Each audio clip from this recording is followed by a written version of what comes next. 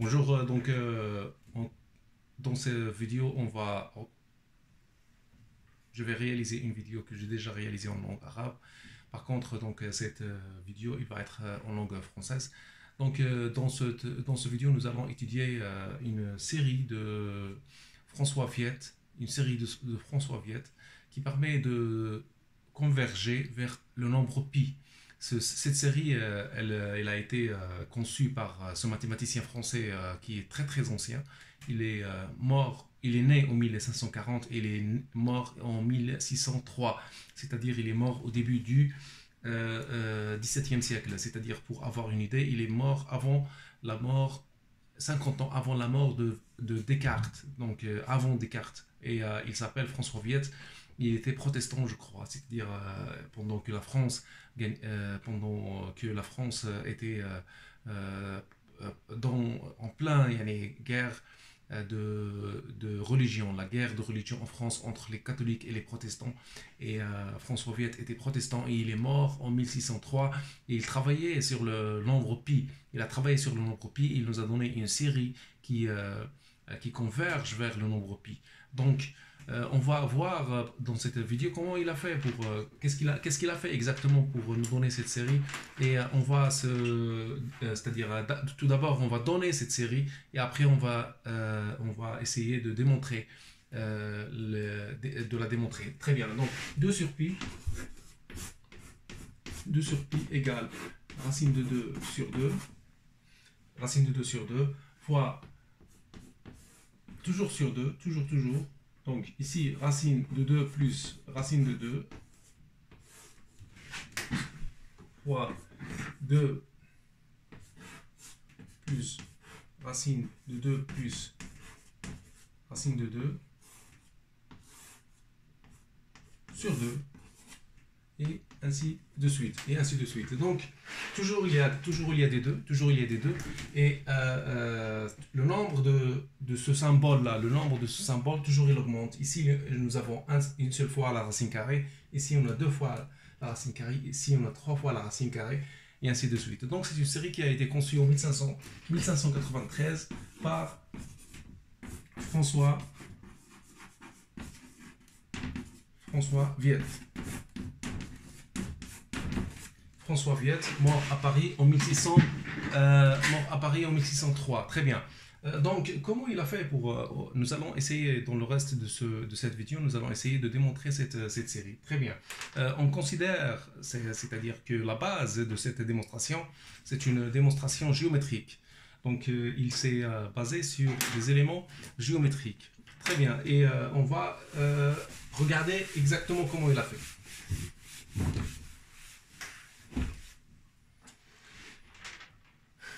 Soit un cercle comme ça, nous avons un cercle comme ça et un triangle comme ça. C'est un triangle isocèle et dans le côté égal à 1. La distance, le cercle que nous sommes en train de considérer n'est pas n'importe quel cercle, mais c'est un cercle dont le rayon égal à 1. Et cet angle-là, il s'appelle alpha. La surface de ce triangle, ou bien l'aire de ce triangle égale sinus de alpha sur 2. Égale sinus de alpha sur 2. Nous n'allons pas démontrer cette formule. Elle n'est pas très difficile à démontrer. Mais nous allons l'utiliser. Nous allons l'utiliser dans notre calcul. Très bien. Maintenant, nous avons un polygone régulier. Imaginez qu'un polygone régulier, je le divise. Un polygone régulier qui contient n côtés. Un polygone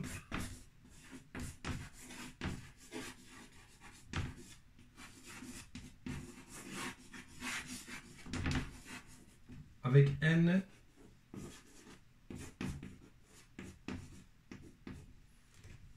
un polygone régulier qui contient n côtés. C'est-à-dire que l'angle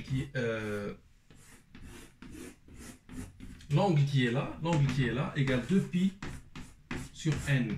2pi sur n. Alpha égale 2pi sur n. Parce que le nombre de côtés de ce polygone égale à n. Très bien. La surface maintenant de ce polygone régulier, égale la somme des surfaces des différents triangles qui constituent ce polygone régulier.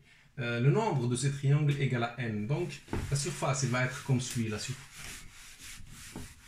surface égale n multiplié par sinus de 2π sur n, le tout divisé par 2.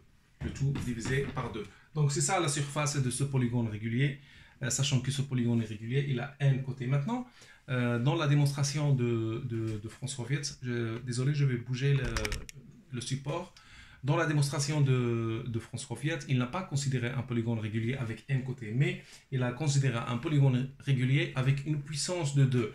C'est-à-dire que il a démarré avec un carré, c'est-à-dire 2 à la puissance 2. 2 à la puissance 2, le premier élément qu'il a considéré, c'est un carré. Et le nombre de côtés de ce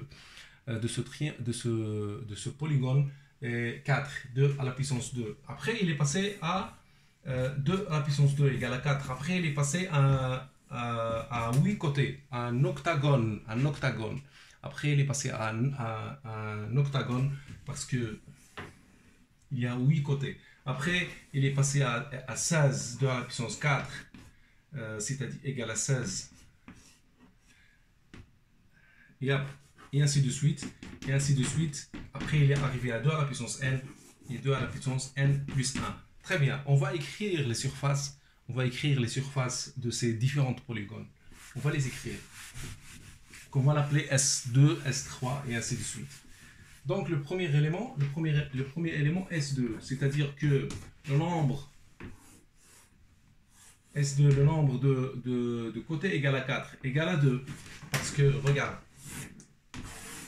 là il y a un demi, là il y a un demi, là il y a un demi, là il y a un demi. Ce triangle-là, sa surface égale à un demi, mais ce triangle-là, il se répète 4 fois.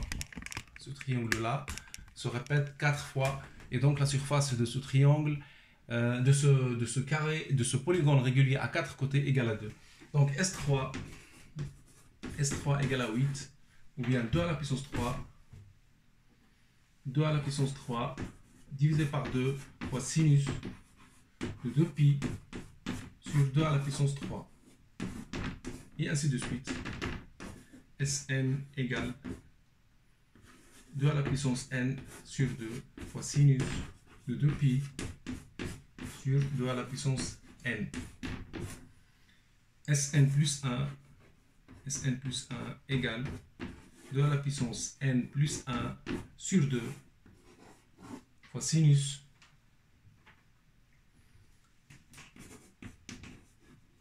de 2π sur 2 à la puissance n plus 1. Donc c'est ça les surfaces.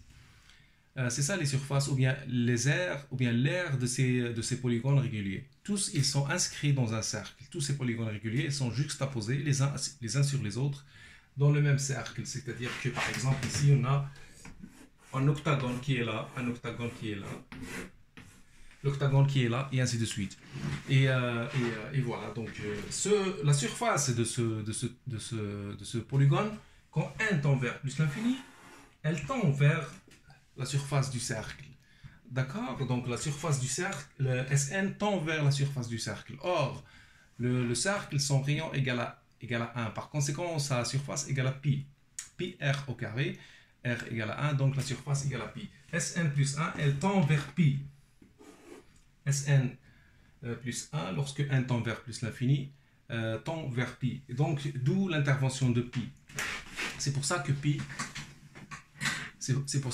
intervient dans cette formule. Parfait. Donc, très bien. Maintenant, on va calculer le produit. On va calculer... Non, pas le produit. On va calculer le rapport, c'est-à-dire la division d'un terme par rapport au terme qui le suit, c'est-à-dire S2 divisé par S3, S3 divisé par S4, Sn divisé par Sn plus 1, et ainsi de suite. Donc, on va commencer par S2 divisé par S3. S2 divisé par S3.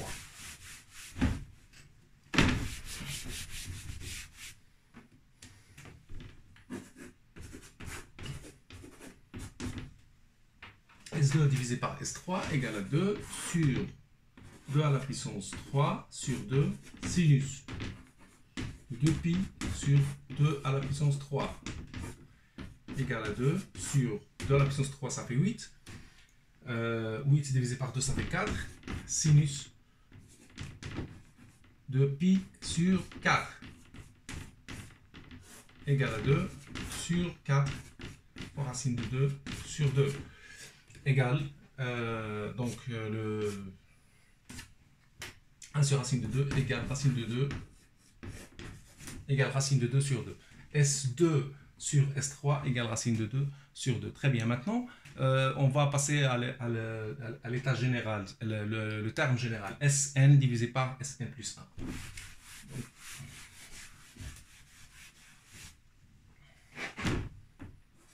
1. Sn divisé par Sn plus 1 égale 2 à la puissance n sur 2 fois sinus de pi sur 2 à la puissance n divisé par 2 à la puissance n plus 1 fois sinus de pi sur 2 à la puissance n plus 1 sur 2.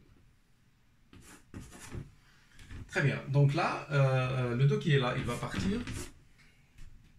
Le 2 qui est là, il va partir. Le 2 à la puissance n qui est là, il va partir. Il va rester 2 égale. Ici, il va rester un 2. Ici, on va. Qu'est-ce que nous remarquons sur l'angle ici 2pi sur 2 à la puissance n. Ici, 2pi sur 2 à la puissance n plus 1. C'est-à-dire que cet angle-là, c'est le double de cet angle-là.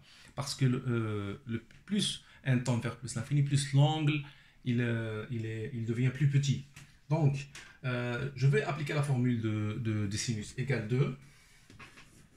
Sinus de 2pi sur 2 à la puissance n plus 1 fois le cosinus de 2pi sur 2 à la puissance n plus 1 divisé par le sinus de 2pi sur 2 à la puissance n plus 1. Donc je vais simplifier celle-là avec celle-là et le 2 il va partir avec celle-là. Ça veut dire que Sn sur Sn plus 1 égale le cosinus de 2pi sur 2 à la puissance n plus 1. Donc maintenant je vais multiplier les termes qui sont à gauche, à ma main gauche. Je vais les multiplier et je vais multiplier les termes qui sont à ma main droite.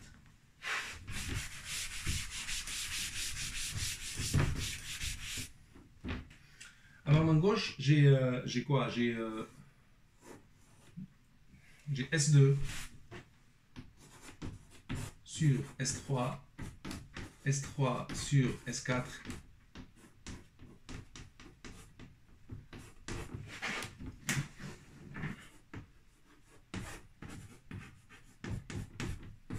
donc tous ils vont se simplifier. Tous ils vont se simplifier. Il reste S2 sur Sn plus 1 égale à 2 sur Sn plus 1.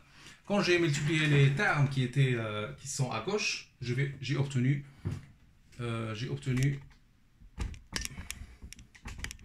pardon. Quand j'ai multiplié les termes, j'ai obtenu 2 sur pardon, je vais régler un peu. Voilà. Quand j'ai multiplié les termes, j'ai obtenu 2 sur Sn plus 1.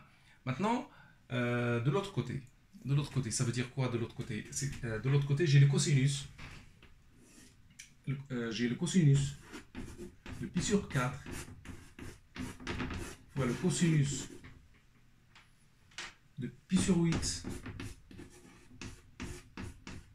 et ainsi de suite fois le cosinus de pi sur 2. Très bien. Donc là, j'ai quasiment fini la démonstration. Donc lorsque n, on a dit lorsque n tend vers plus l'infini, celle-là, elle tend vers pi. Donc 2 sur pi égale, ça c'est racine de 2 sur 2 fois le cosinus de pi sur 8 fois le cosinus de pi sur 16 fois le cosinus de 2pi sur 2 à la puissance n plus 1. Donc très bien, donc ça, il reste que calculer, c'est-à-dire une partie pour finir la démonstration. Il suffit de calculer le cosinus de pi sur 8 en fonction du cosinus de pi sur 4. On va utiliser une formule géométrique, une formule trigonométrique. Une formule trigonométrique qui nous indique que le cosinus au carré, le cosinus de 2x, le cosinus de 2x égale C2 moins S2 égale C2 moins 1 plus C2 égale à 2 et j'enlève le C2 qui est là. Donc par conséquent C2, le cosinus au carré de x égale le cosinus de 2x plus 1 par 2. Je rajoute la racine ici et j'enlève le carré qui est là. Je vais utiliser cette formule. La première valeur que je vais donner à la variable x, c'est pi sur 8. C'est pi sur 8. Donc ici, je vais supprimer celle-là. Le cosinus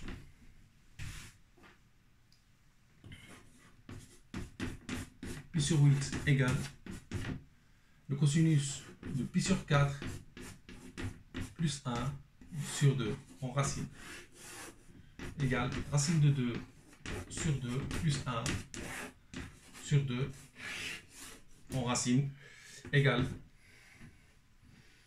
racine de 2 plus 2 en racine sur 2. Très bien. Maintenant, peut-être je vais aussi calculer le cosinus de pi sur 16. Et après, on va constater la formule. Cosinus de pi sur 16, je vais utiliser la même façon. La même chose. Le cosinus de pi sur 16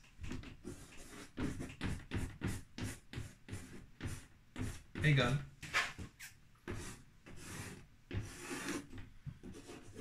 le cosinus de pi sur 8 plus 1 sur 2 égale la racine carrée 2 plus racine de 2 sur 2 plus 1 le tout sur 2 égale 2 plus racine de 2 plus 2 sur 2 avec une autre racine. Donc le nombre de racines il va augmenter, le nombre de racines il va augmenter. J'ai un racine ici, un racine ici et un racine ici. Donc 1, 2, 3, 1, 2, 3, plus 2 sur 2. Donc très bien, ça finit la formule et je la réécris pour faire la constatation qui va nous permettre de terminer la vidéo.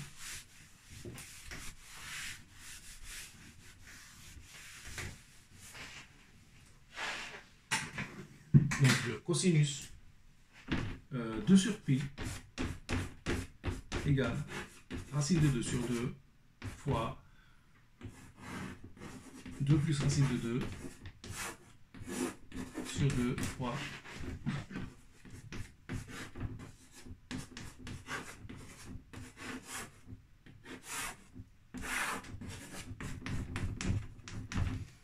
voilà, donc remarquez le nombre de racines ici, il y a une seule fois, ici il y a 2 fois, ici il y a 3 fois, ici il y a 4 fois et ainsi de suite. Cette formule s'appelle la formule de Viette.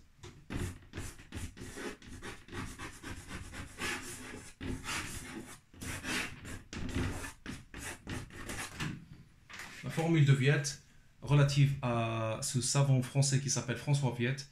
Et cela finit notre vidéo et je vous remercie pour votre attention et n'hésitez pas à me laisser des commentaires. Merci beaucoup.